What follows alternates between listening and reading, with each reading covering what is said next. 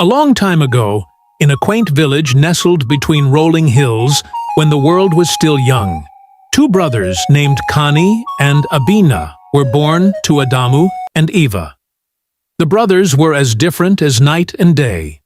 Kani, the elder, was a farmer, tilling the land and coaxing crops from the earth. Abina, the younger, was a shepherd, caring for his flocks with gentle hands and a kind heart. As the seasons changed, both brothers brought offerings to the Creator, who has been watching over their community. Abina, with great love, selected the best lamb from his flock, while Kani offered fruits from his fields. Abina found favor with the Creator, a decision that ignited a smoldering ember of jealousy in Kani. In the quiet of the night, as stars twinkled like distant promises, Kani's envy grew. He could not bear the thought of his brother's favor, and the wicked blood in his veins began to boil. "Why should he be chosen?"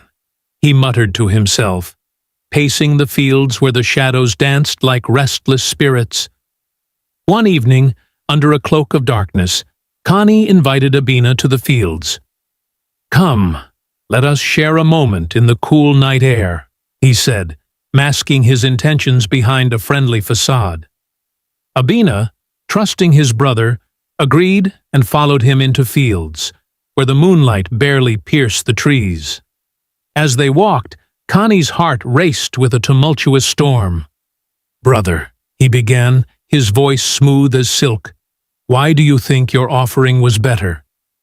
Is it not the labor of our hands that should count?" Abina, the wise and innocent, replied, "Brother, it is not the gift, but the heart behind it that matters. We must each find our own path to the Creator." But Kani, blinded by jealousy, could not hear the wisdom in Abina's words. The wicked blood within him surged, and in a fit of rage, he struck his brother down, silencing the gentle soul forever. As the earth soaked up Abina's blood, the land trembled, and the stars dimmed in mourning. Kani, now a hollow shell of his former self, felt the weight of his actions pressed down upon him like a heavy stone. The air grew thick with sorrow, and the world around him shifted. The whispers of the trees turned into cries of despair. The Creator, sensing the turmoil, called out to Kani, "Where is your brother Abina?" The question hung in the air, a haunting echo that reached deep into Kani's heart. "I do not know," Kani replied, his voice shaky. "Am I my brother's keeper?" But the truth was as sharp as a dagger, and Cain could feel the guilt clawing at him from within. "Your brother's blood cries out to me from the ground," the Creator said, the sorrow in his voice a tangible force. "For your wickedness, you shall be cursed. You shall wander the earth, marked and alone, forever burdened by your deeds." Kani became a restless wanderer. No longer able to settle, he roamed the land, haunted by memories of his brother's laughter and the gentle way he cared for his flock. Everywhere he went, the echoes of Abina's voice followed, a constant reminder of the bond he had shattered.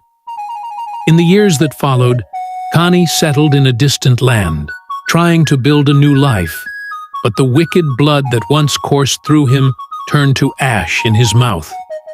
The weight of his guilt was a chain that bound him to his past. Despite his attempts to cultivate the land, nothing flourished. His crops withered, and his heart grew heavy. As the years turned to decades, Kani became a legend among the people, known as the Wicked Blood Brother, a cautionary tale of jealousy and betrayal. Children would gather around fires, whispering of the tale of the brothers, learning that the bonds of love could be easily broken, but the scars of betrayal would last forever. In the twilight of his days, as an old man with weary eyes, Kani sat beneath a great tree, reflecting on the path his life had taken. He closed his eyes. He truly understood the lesson he had learned too late. that love, once severed, could never be replaced. The shadows of his choices had carved a deep chasm in his soul, and the memory of his brother would haunt him until his final breath. Thus, the story of Kani and Abina lived on, a reminder that the wicked blood of jealousy can lead to the darkest of deeds, and that true favor lies not in offerings, but in the love and kindness we extend to one another.